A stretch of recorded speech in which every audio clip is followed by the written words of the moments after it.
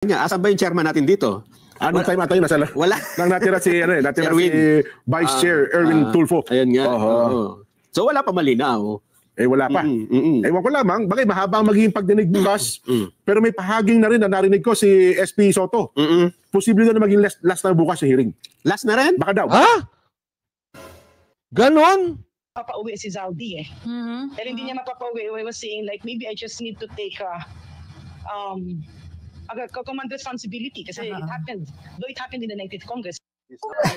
Well, kung ano yung nararamdaman namin ni Mayor Benji every time kaming may makitang ganito. Kung ano yung nararamdaman ng mga kababayan natin every time na umuulan dito. Ito, 2017 pa ito pinondohan. 2017, 774 million. Halos 1 billion.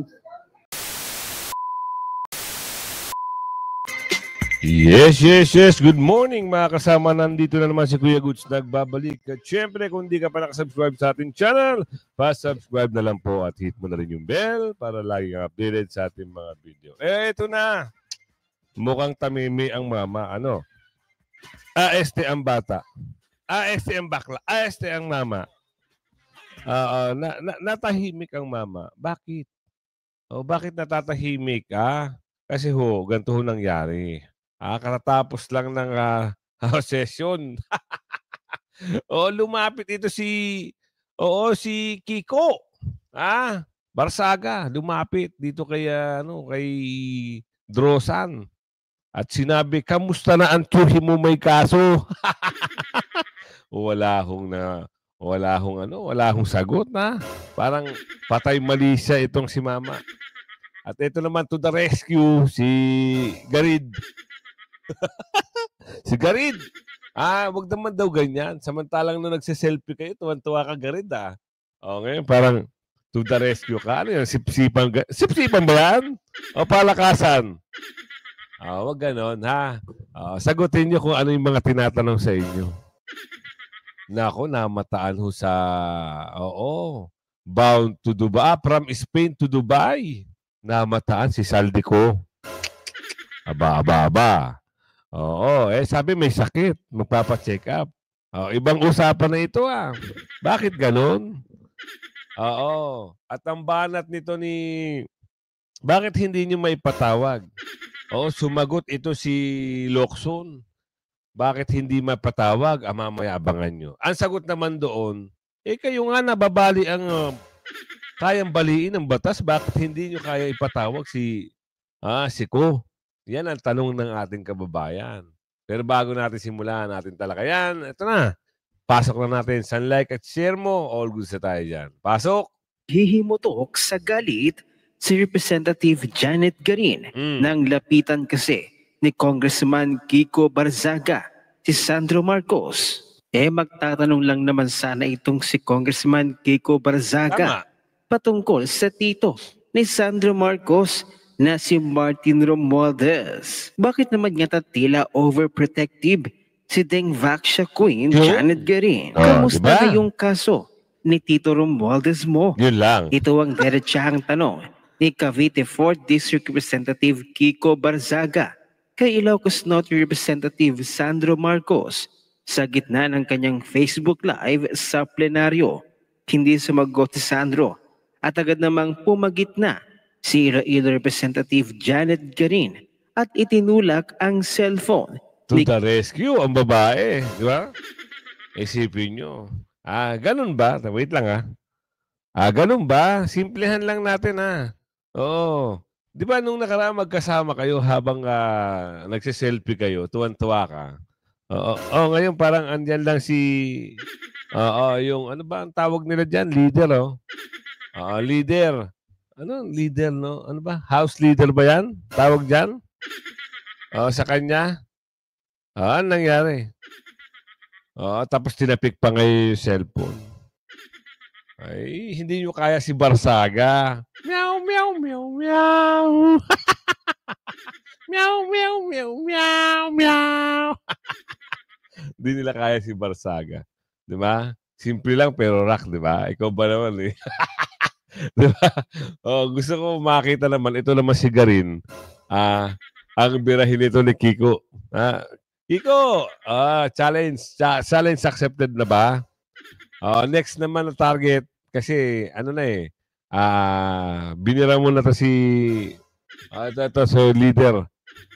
Si Gary naman, gusto na ng taong bayan makita kung paano balas-balas. Challenge accepted ba? Sabi ni ating kababayan na si Aling Ledesma.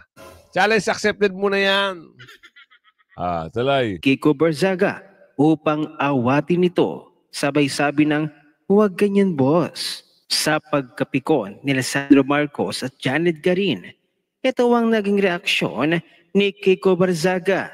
Sandro Marcos, kinakamusta ko lang naman ang Tito Romualdez mo dahil nabalitaan ko may kaso raw siya. Tama. Huwag ka nang magalit please.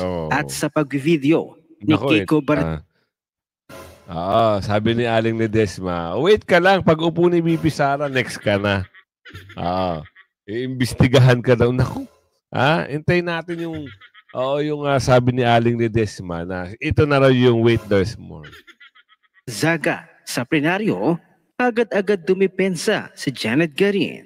Kitang-kita naman sa Facebook Live ni Congressman Kiko Barzaga na ang kanyang nilalapitan at tatanungin ay si Sandro Marcos. Wala nga doon si Representative Janet Garin.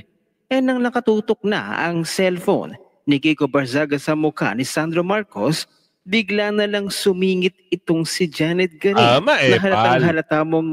maepal. Kasi biglang sumisingit eh. Diba? Ganun lang yun. Basta may epal na tao, gagawa ng kwento yan para masali sa eksena. Di kasali ngayon sa eksena, lumalabas siya ang bida. Bida ang saya.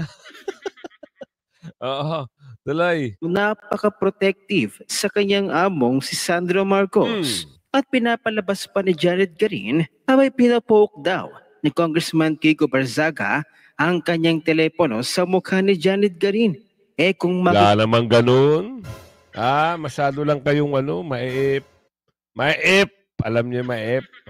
Masyado lang sila. Nagtatanong lang si Kiko, kumusta na yung tito mong may kaso? Buti hindi pa nga sinabi, kumusta na yung tito mong magnanakaw eh. Diba? Yun yung talagang direktahang yun. Diba? Paratang yun. Kumusta na ang tito mong magnanakaw? Yun, kung halimbawa yun ang itinanong, wala kang magagawa kasi merong mga nag-i-issue sa kanya eh. Kay Balulong, di ba? Iba't ibang personalidad. Ninakaw yung gantong bilyon, nanakaw yung gantong flood control. Naku, di ba? Ay, nako. Sunod imbestigahan, yung norte naman. Yung flood control sa norte. Yan ang dapat nyong malaman. Kasi, di ba, sabi nga ni Manong Chabit, imbestigahan nyo. Kasi diskaya rin ang kontraktor niyan. Agoy. Ay, nako, magkakabistuhan na rito pagkatapos ng 2027. Kung, ang tanong, kung, ang tawag dito, aabot pa ng 2028 o tapos ng termino si Nget Bu. Yun ang tanong, di ba? Eto, dito tayo mapunta. Blue Ribbon. Bakit hindi kayang ipatawag si Saldico at bakit hindi napapasok yung kumpanya ni Saldico sa investigasyon? Bakit? Yun na lumalabas na meron pinoprotektahan. Pero kahit anong gawin na protection nyo dyan kay Saldico, taong bayan na naghahanap. Kagaya nung namamataan sa galing France, di ba? Wala pang ilang araw. Tumakbo na kagad ng Dubai. Anong gagawin niyo sa Dubai? Maghahanap siya ng camel tsaka donkey. Ganun ba yun? Kaso nga lang, siyempre, hindi siya makakalimutan yung pagbumuka niya. Dahil ganito yung taong bayan. Pwede siguro kung magparetoke siya. Doon, hindi siya makikilala. Maghanap siya ng magaling sa Thailand na magre-retoke sa kanyang mukha tapos magpalagay siya ng sa isang rito. Yun, hindi siya makikilala. Magpalagay siya ng dalawa sa harap. Paretoke ka na lang.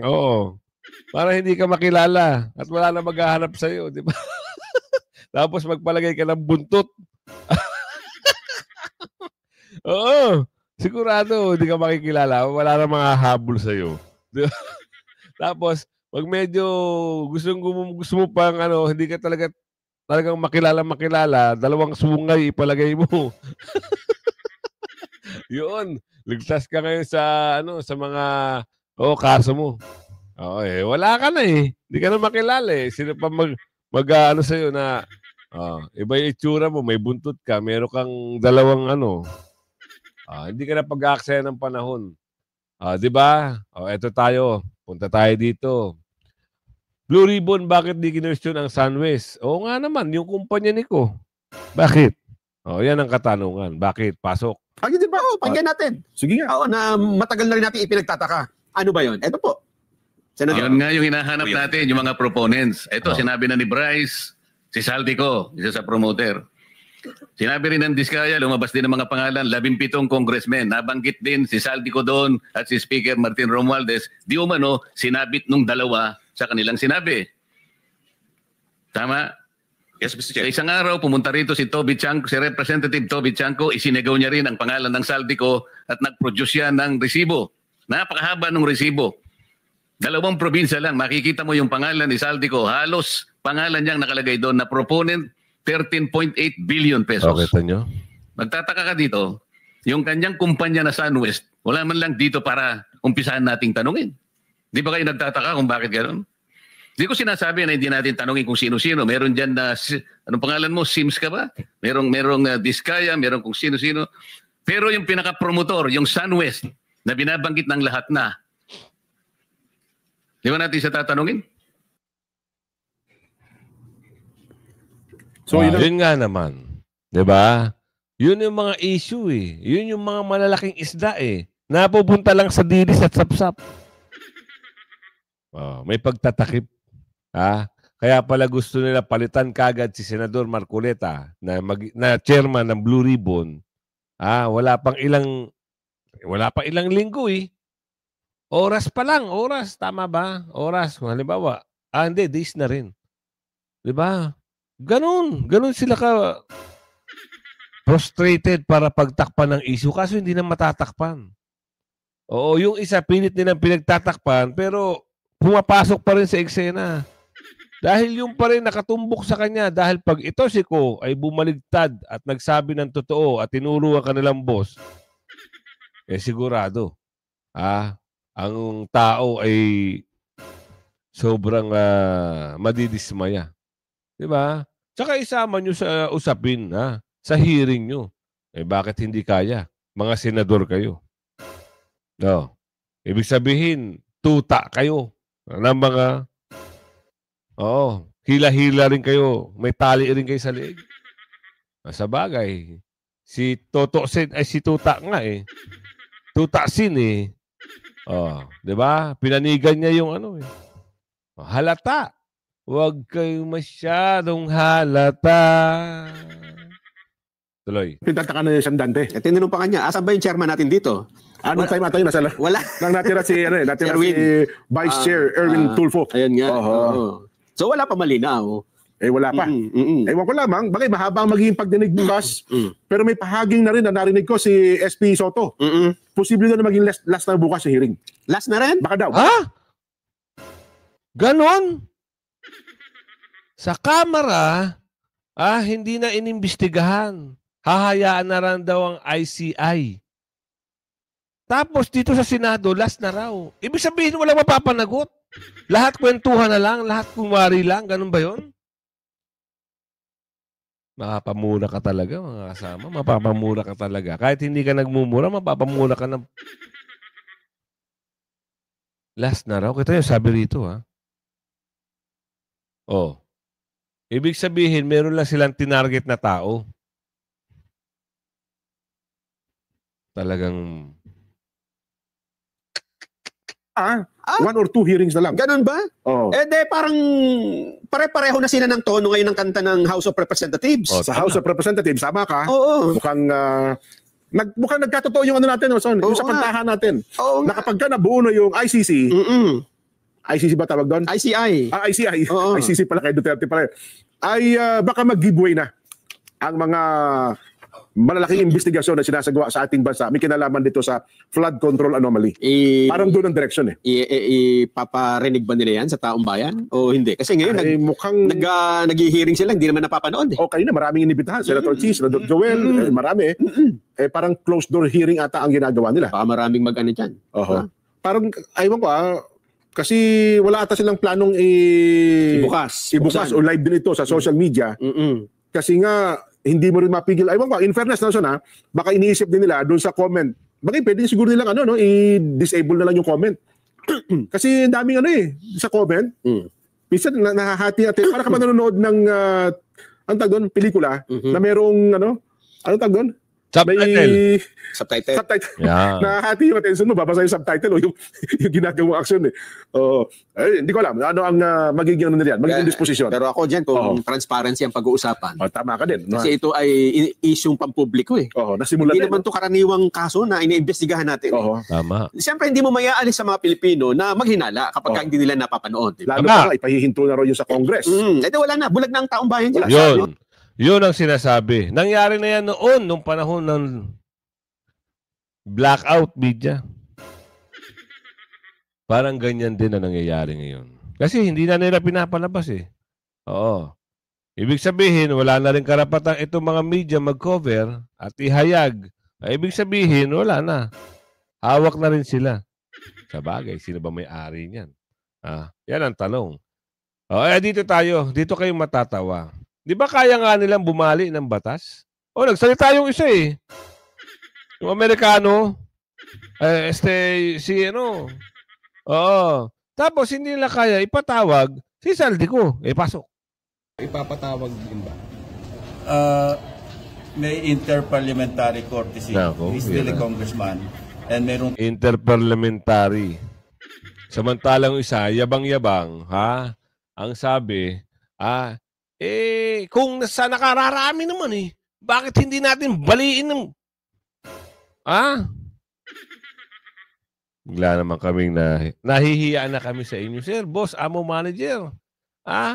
Yan ba yung nagsisilbi ng maayos sa bayan? Sa bagay. Oo, nagtaka na lang nga kami. Bigla kayong pumasok sa pagkapanalo nung una, hindi namin alam kung pipi kayo, hindi kayo makapagsalita laban sa mga Duterte. Ngayon, parang ibang klase na nagtatanong lang huwag kayong maramdamin dahil opisyal kayo ng bansa. Pwede kayong i-criticize. Huwag lang kayong mumurahin. Ibang usapan na yun. Kaya mahirap magmura. Kasi Paul yun, Paul. Tsaka bad yun, bad. Di ba sabi nung kasama nyo, sinigundahan pa nga nung nangingitim Di ba? Tuloy. tradition na voluntarily he can appear and testify or manifest. Pero to send an invitation or even a subpoena, hindi proper. Yung kahapon, Tradition. Ganito kasi. Di raw proper. Bakit? Bakit napatawag niyo si Mamang Quezon? Yung ICI na patawag si Mamang Quezon.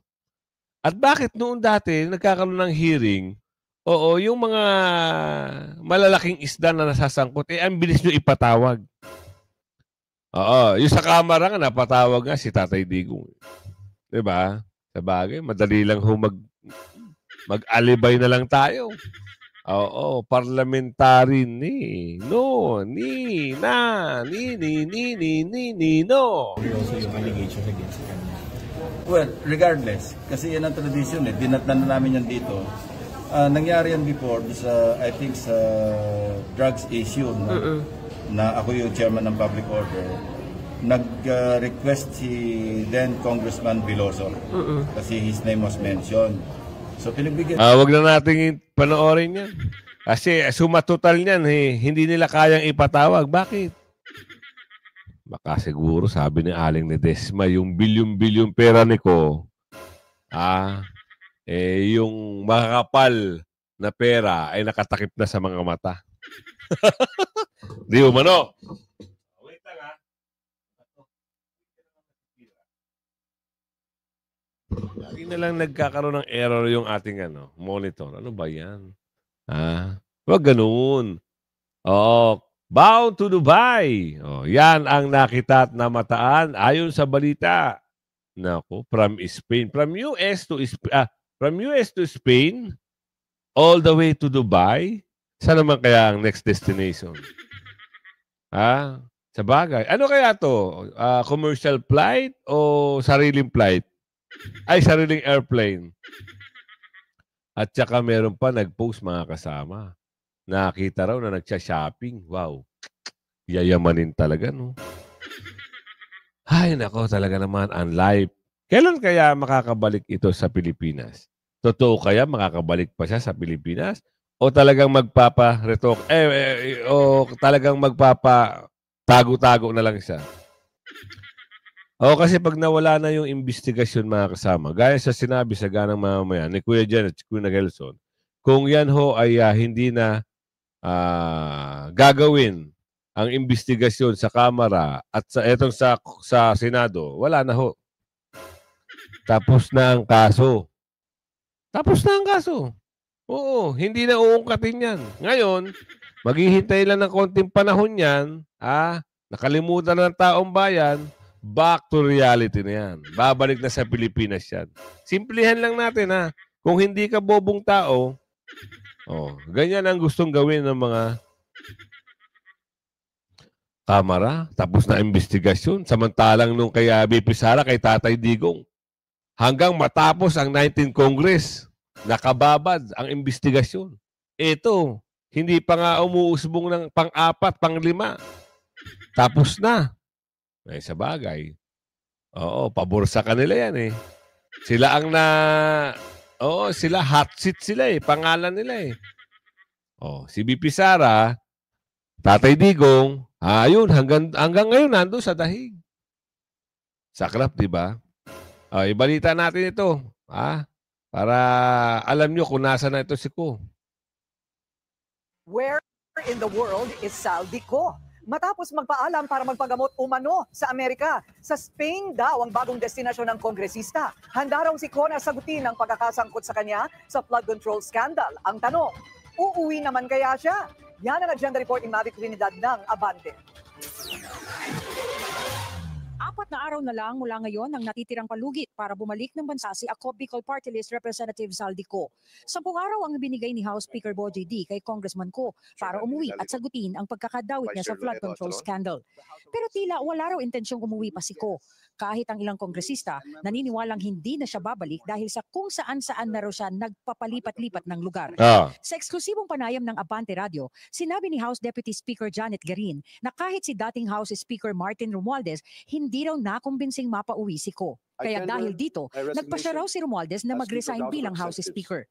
Kaya ilang beses na rin nagpaparinig si former Speaker. He was saying that maybe if he resigns, kasi nga hindi niya mapapauwi si Zaldi eh. Dahil hindi niya mapapauwi, I was saying like maybe I just need to take command responsibility kasi it happened in the 19th Congress. Kung hindi kinaya ng kapangyarihan ni Romualdez na pauwiin si Ko, ang tanong, ano o sino ang makapagpapabalik sa kanya? Unang napaulat na nasa Amerika si Ko para sa isang medical procedure.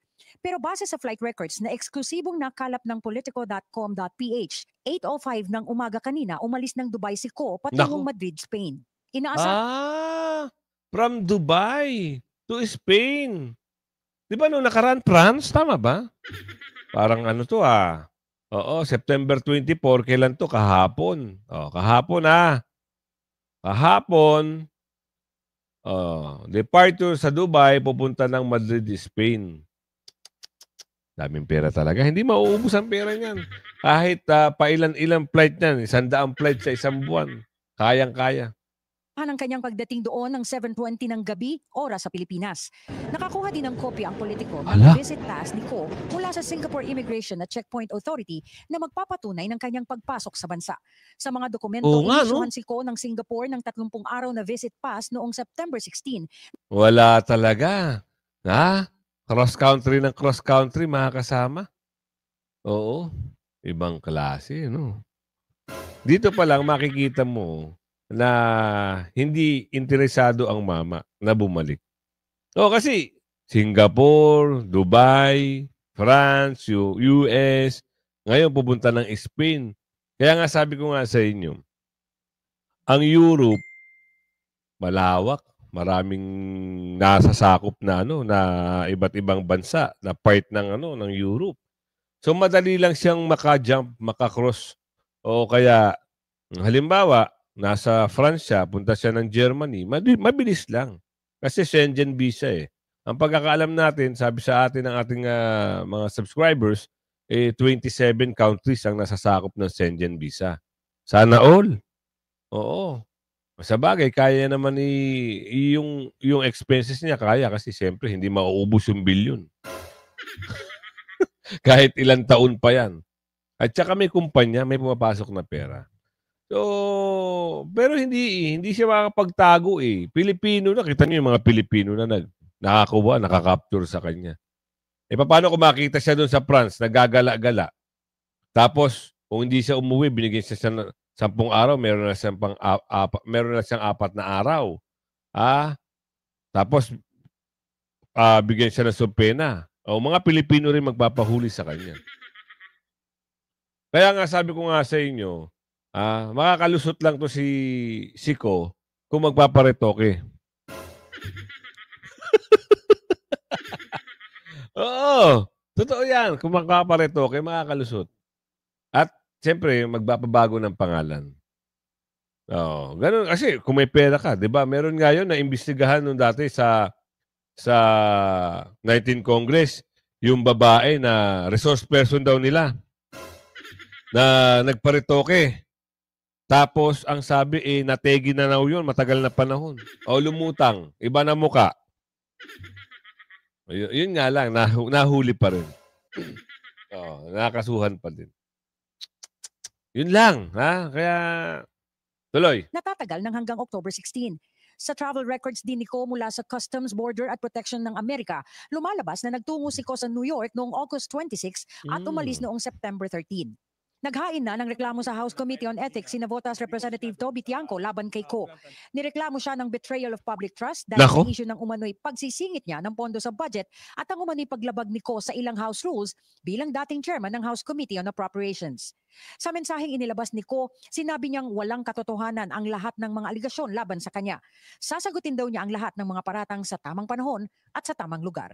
Ito kaya siguro nasasabi niya ito kasi nga doon sa sinabi sa ganang mamayan na parang tatapusin na yung investigasyon, wala na investigasyon mangyayari. Pwede na lang siya magsalita. Ganito ho yan, ganito ho. Tapos ang kwentuhan.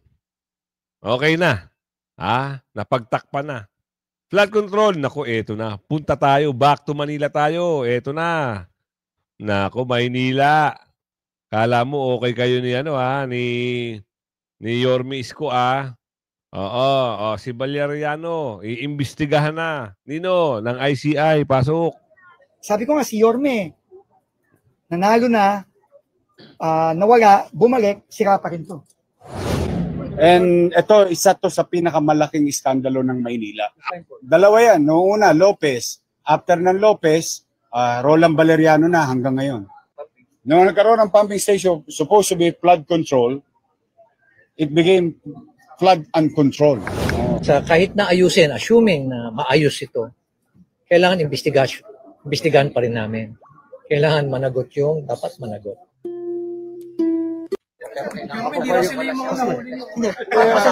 Yan yung mga mabubuting geng-geng. Isaac, magandang hapon. Okay, sige. Secretary, magandang hapon. After all na nilalaman niyo sa pumping station, ano kung nararamdaman niyo?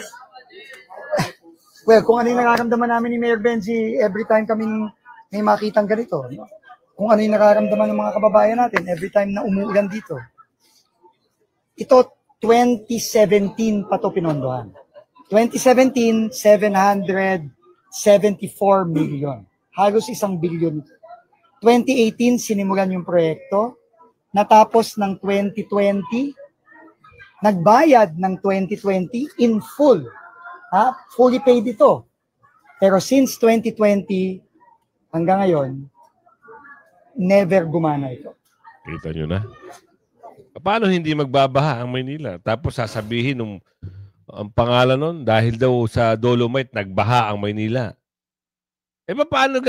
Paano hindi magbabaha? Yung pumping station hindi pinapagana. Bakit hindi pinapagana? O, tuloy. Sino ba namang hindi magagalit? Halos 1 bilyon. Ngayon, nakita tayong karatula doon, meron na namang idadagdag na 94 million, 100 milyon na naman niya. Ako hindi ako naniniwala pag natapos yung 100 milyon na yan, gagamit ko. I doubt it. So, talagang and very similar ito dun sa nakita namin ni Sir Benji kahapon, ni Mayor Benji kahapon sa Pampanga. Yun din, 2018, nagsimula. Pinondohan ng pinondohan, ilang phases, siguro mga 6 na phases, pero 1 taon lang, sira. 2018 yon, past administration. Ito, 2017, past administration din. Since 2017, it's already 8 years today. Wait lang, sir, Baka na naman, tumbok na ito, Duterte na naman.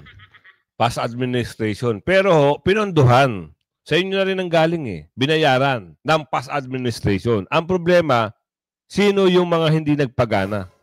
Doon lang tayo sa tumbukan na yon. Huwag natin dinadama yung past administration kasi pinondohan naman binayaran naman Wala namang pandudorobo doon Ang dumorobo, ang dumudorobo, yung mga nakaupo dyan. Na congressman. Sino ba congressman dyan? Ano pangalan? Si Valeriana. Si Valeriano. Valeriano. Ito kilala ka na ngayon. Anong district ito? Yan. Kung umabot ka sa video natin ito, hanggang sa muli like and share. Bye-bye.